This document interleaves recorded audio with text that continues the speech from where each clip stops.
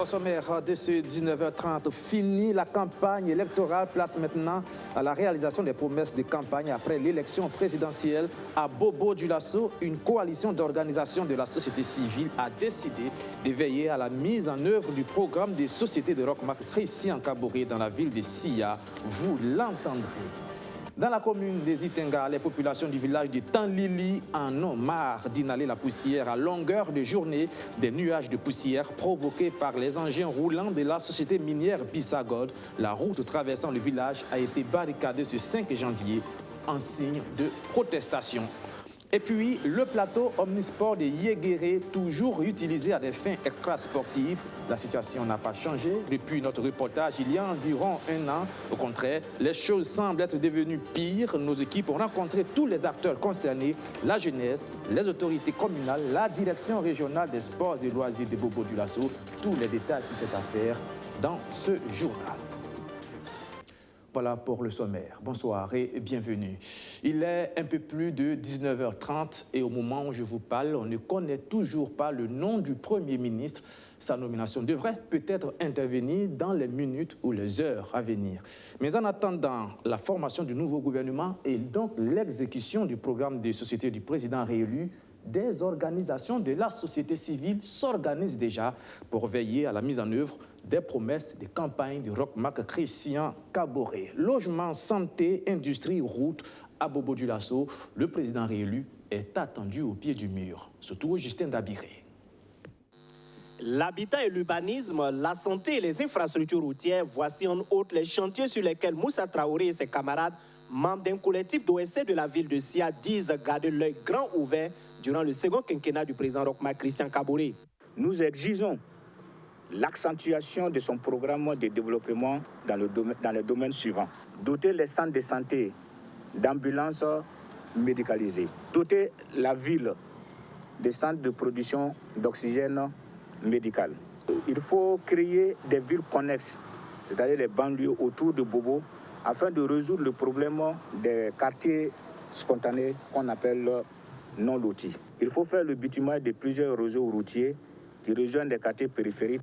Le président du FASO sera également attendu à Bobo-Dioulasso dans la mise en œuvre de son programme sur des chantiers comme l'industrie, la justice et la culture.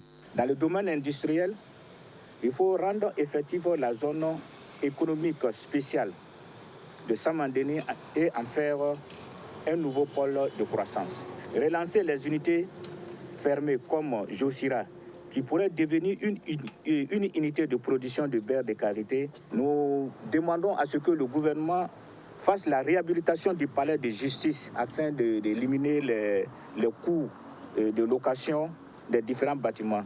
Pour la culture et le loisir, il faut transformer le théâtre de l'amitié en salle spectacle polyvalente avec des moyens électro et techniques appropriés. Le mandat des élus nationaux de la ville de Sia ne sera pas de tout repos, selon ce collectif d'OSC. Pour Moussa Traoré, les députés nouvellement élus à l'hémicycle doivent être les porte-voix des populations durant leur mandat. Mesdames et messieurs les députés, les populations du Oué ne vous ont pas élus mandatés seulement pour rester à Ouaga. Elles vous ont élus pour que vous soyez les interprètes auprès de l'Assemblée nationale pour un mieux vivre de la population du Oué. Mesdames et messieurs les députés, venez souvent nous voir, pas pour nous partager de l'argent, mais pour nous dire quelles sont les décisions de l'Assemblée nationale et comment tel et tel dossier dans le Oué évolue. Pour Moussa Traoré, les partis de l'opposition politique sont aussi invités à militer pour des causes nobles afin d'avoir un pays de paix et d'union. Pour le suivi des chantiers cités plus haut, un comité de veille sera mis en place selon les conférenciers. L'une de ses missions est de suivre de près la mise en œuvre du programme du président du FASO dans la ville de Bobo-Dioulasso. Un programme présidentiel où le secteur minier occupe une place prépondérante, surtout sur le plan économique. Justement, parlant d'industrie extractive, je vous emmène maintenant dans le village de Tanlili, c'est dans la commune des Itenga, où la société minière Bissagod est mise au banc des accusés. En cause, les nuages de poussière provoqués par les engins roulants et qui causeraient d'énormes désagréments aux populations. Conséquence, elles ont manifesté ce mardi en dressant des barricades sur les routes. Rémi Lambert-Nébier s'est rendu sur place. Reportage. Une barrière de fortune, mais suffisante pour empêcher le passage. Depuis 3 heures du matin ce 5 janvier, les véhicules de la mine Bissagold ne peuvent pas accéder à la fosse de Samtenga en passant par Tanlili, un village de la commune de Zitenga dans la province d'Oubritenga. Les populations de ce village disent avoir assez d'inhaler la poussière à longueur de journée. Cela fait la 3e fois que nous évoquons le problème de cette route. Mais dès la première fois, nous avons eu des discussions à la mairie avec le directeur de la mine. Il nous a promis d'arroser journalièrement la voie 3 ou 4 fois. Dès le lendemain, ils ont effectivement commencé. Mais au bout de quelques jours, tout s'est arrêté et plus rien. Le numéro qu'on nous avait remis pour maintenir le contact ne passait plus. Plus de 20 fois, nous avons tenté en vain. Mais comme on sait comment l'avoir, c'est pourquoi nous avons barré la route. Au moins cela, il viendra pour qu'on discute à nouveau sur sa promesse.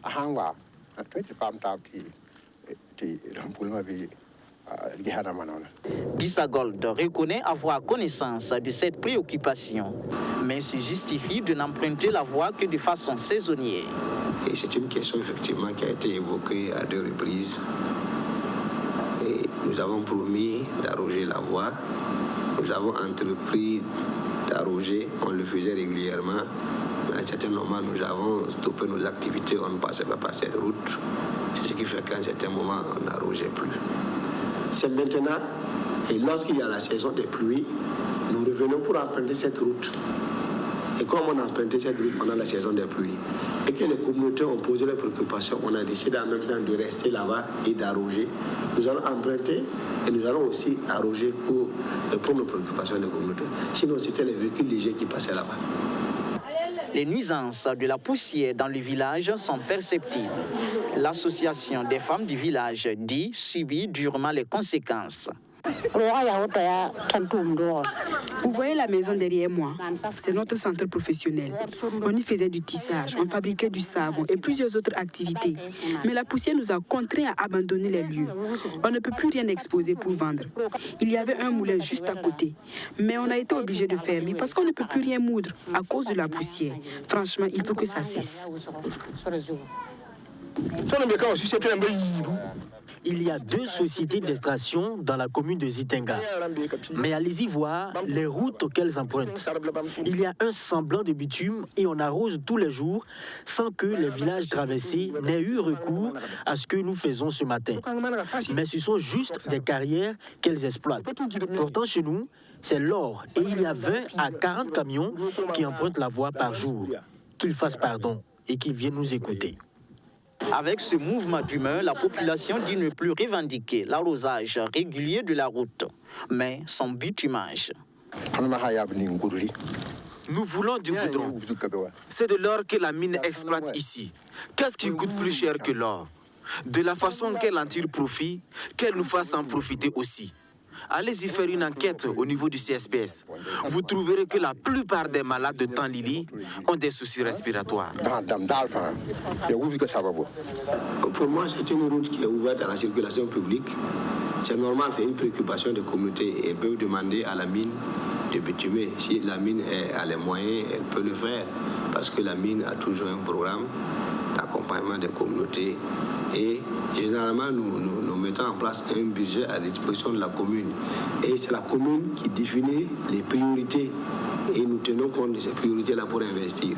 Si par exemple cette année, la mairie nous avait dit que la priorité pour eux, c'était la route, la mine allait s'atteler à examiner cette préoccupation et voir dans quelle mesure elle peut satisfaire la communauté.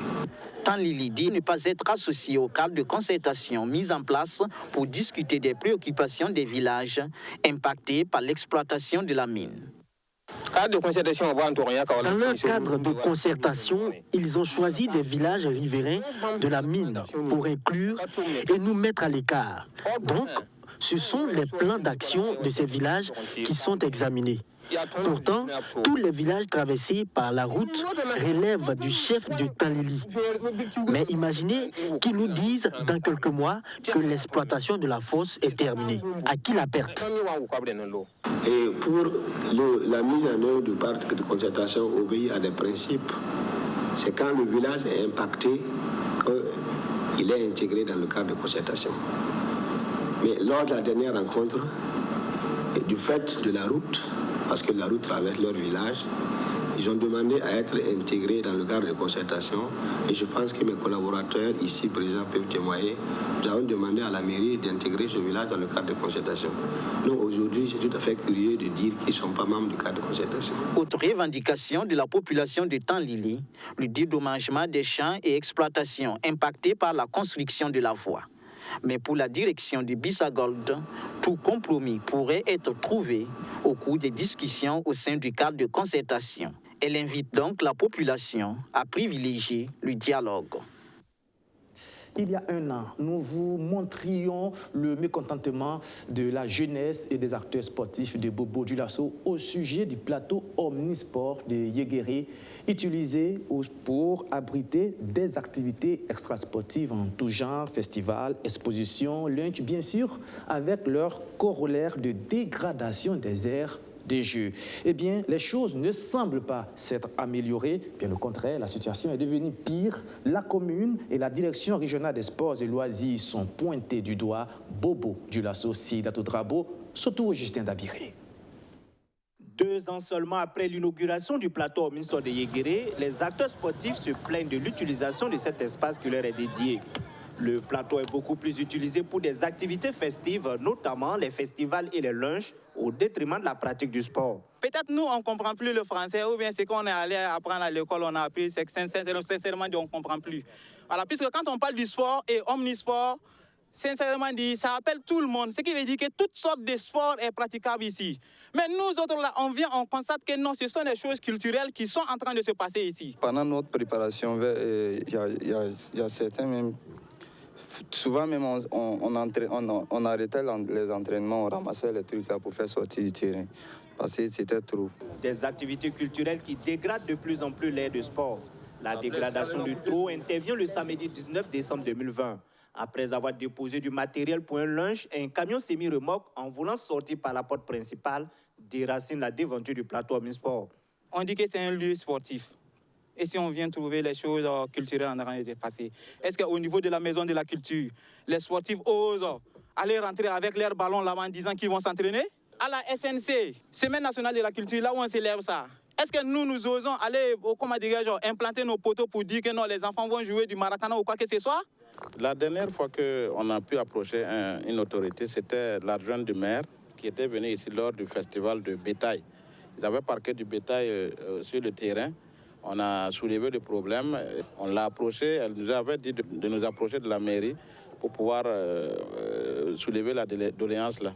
Une équipe était partie, mais pour des raisons qu'on ignore, on n'a pas pu rencontrer personnellement M. le maire. Le directeur régional des sports et des loisirs des Hauts-Bassins dit comprendre la colère et les récriminations des sportifs. Pour lui, il n'est pas très favorable pour les sportifs de cohabiter avec les festivaliers, d'autant plus que ces activités festives constituent un handicap à la bonne pratique du sport. Il est difficile que l'on puisse accepter que ce plateau-là soit utilisé, comme on le constate aujourd'hui, pour des festivités diverses. Nous sommes fait le devoir d'attirer l'attention, en tout cas de l'autorité municipale, voilà, par correspondance en tout cas. Et nous avons souhaité son accompagnement pour que cette infrastructure sportive-là, dont la destination première, c'est d'abord la pratique du sport, en tout cas, ne sont pas utilisés pour des festivals. La commune de Bobo-Dioulasso, qui a en charge la gestion de cette infrastructure sportive, prend l'engagement ferme, par la voix de son premier responsable, d'utiliser désormais le plateau omnisport de Yéguéré uniquement pour des activités sportives. Nous avions été interpellés par les acteurs à travers le ministère des Sports qui même nous a envoyé une correspondance comme quoi l'usage à d'autres fins peut être dommageable aux acteurs sportifs quand on comprend que des tessons de bouteilles, des tiges de brochettes peuvent rester sur le terrain. C'est-à-dire après les activités, ce n'est pas bien nettoyé. Et quel que soit le nettoyage, il y a des séquelles qui restent. Et nous avions effectivement reconnu que cela était vrai, parce que c'est la direction des sports et de la culture chez nous qui gère l'infrastructure en direct. Nous les avions instruits effectivement de prendre des mesures pour qu'on ne puisse plus permettre à des acteurs autres que sportifs d'utiliser ce terrain. Le maire Brahima Sanou rassure également la population que la devanture du plateau Omnisport de Yéguéré sera reconstruite par les auteurs de sa destruction. À partir de juin prochain, il ne faut plus dire FPDCT, mais plutôt ADCT. Oui, le Fonds permanent pour le développement des collectivités territoriales devient une agence, l'ADCT, l'Agence nationale de développement des collectivités territoriales. Un changement de statut qui implique de nouvelles responsabilités en termes de mission, de rôle, mais aussi d'autonomie. Toutes les explications, Abdourazak Traoré. Nouvelle année, nouveaux défis, des ambitions encore plus grandes en 2021. Au FPDCT, la dynamique est enclenchée. Le Fonds permanent pour le développement des collectivités territoriales fait sa mue. Il devient l'ACDT, l'Agence nationale de développement des collectivités territoriales. Désormais, le mécanisme de financement et d'appui aux communes est unifié et la structure est dotée d'une autonomie financière et de gestion. À travers ce statut, l'ADCT, qui vient en remplacement du Fonds permanent pour le développement des collectivités territoriales, non seulement va faire des subventions, mais également pourra faire des prêts et se porter garant pour que les collectivités territoriales puissent contracter des prêts auprès des institutions bancaires. Une mutation qui intervient après une réforme entamée depuis l'arrivée de Bruno Dipama en décembre 2019 comme directeur général. 2 ans de leadership au cours desquels l'institution qualifiée de bras financier de la décentralisation a connu des bonds en avant.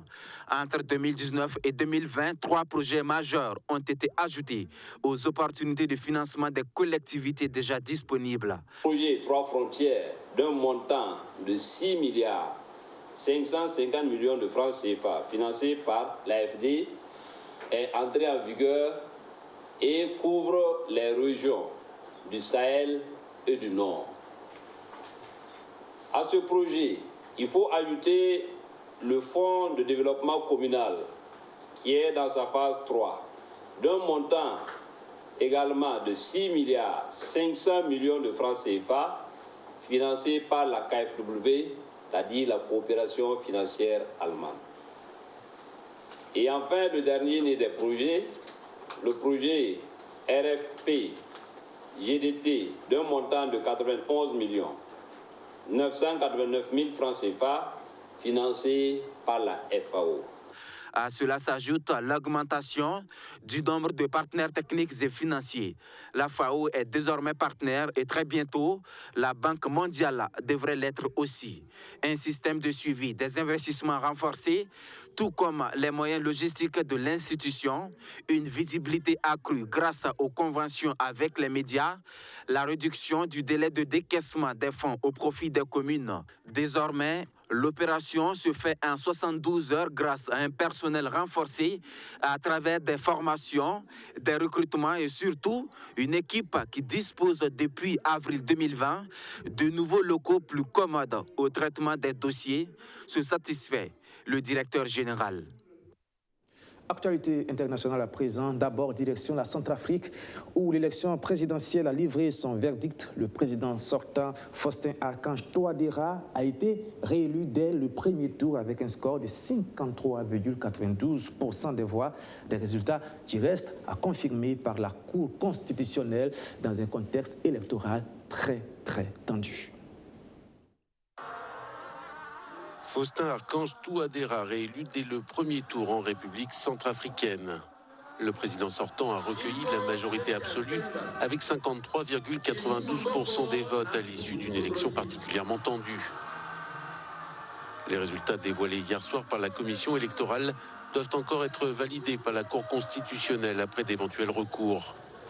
L'opposition, comme de nombreux observateurs étrangers, dénonce déjà des fraudes massives dans un scrutin menacé pendant toute sa tenue par les coalitions rebelles qui règnent autour de Bangui et qui auraient empêché des milliers d'électeurs de se prononcer. L'ANE, l'autorité nationale des élections, annonce un taux de participation de 73,31%.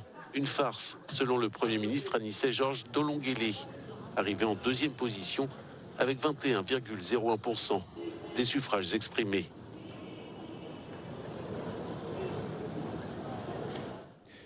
Aux États-Unis d'Amérique maintenant, c'est une sénatoriale très importante qui aura lieu dans l'État de Géorgie.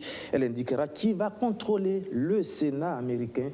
Donald Trump et Joe Biden se sont donc rendus sur place pour soutenir leurs candidats respectifs dans la campagne. Élection sénatoriale en Géorgie, aux États-Unis, 2 sièges sont à pourvoir. De cette élection va dépendre la couleur politique du Sénat américain et par conséquent la marge de manœuvre dont va pouvoir disposer le nouveau président Joe Biden. Il l'a bien compris et a encouragé les électeurs de ce petit État du Sud profond à aller voter en masse pour enfin faire pencher la Chambre haute côté démocrate. Donald Trump, de son côté, a essayé de faire oublier qu'il avait été pris la main dans le sac ce week-end en essayant de corrompre le responsable local des élections et lui demander de trouver les bulletins de vote nécessaires pour annuler sa défaite dans cet État clé. Un dossier sur lequel les responsables républicains ont soigneusement évité de s'exprimer avant le scrutin de ce mardi. Kelly Loeffler et David Perdue sont opposés aux démocrates John Ossoff et Raphaël Warnock. Si ces 2 derniers remportent les 2 sièges, le Sénat américain comptera 50 démocrates et 50 républicains. Et c'est Kamala Harris, la vice-présidente de Joe Biden, qui aura le dernier mot sur le vote des lois présentées au Sénat. Retour au Burkina Faso pour terminer et toute autre chose carrément. La marque de boulangerie Top Pain continue son implantation dans la capitale, dans le quartier de Huidi. Justin Amonto est allé visiter l'usine de production du site nouvellement installé. Regardez. Elle se rapproche davantage du consommateur ouagalais. La boulangerie Top Pain s'installe au quartier Huidi, dans la capitale burkinabé. Nous avons décidé d'installer une unité de boulangerie à Huidi afin de permettre aux résidents de Huidi de pouvoir profiter de nos pains. De la farine de blé transformée en pâte jusqu'au produit fini qui est le pain, la mission de chaque jour de cette équipe est de satisfaire la population burkinabé en pain de quantité et de qualité. Nous faisons un tri pour la matière première et nous utilisons vraiment du matériel flambant neuf, Union européenne. Et nous avons un personnel qualifié qui peut vraiment produire du pain de qualité avec des conditions d'hygiène appropriées. Le recrutement de personnel à proximité, utilisation d'énergie solaire. Dans les mois à venir, une autre boulangerie va être inaugurée à Basenko. 9 unités de boulangerie Top Pain sont déjà opérationnelles au Burkina Faso. Voilà, c'est la fin de ce journal. Merci de l'avoir suivi. Restez sur BF1. Tout à l'heure, à 20h15, ça sera le journal en langue nationale Moré avec Éric Soudré. Demain, 13h, le journal de la mi-journée avec Mamounata Kaboré. Et bien moi, je vous donne rendez-vous le soir, même lieu, même heure. Bonsoir.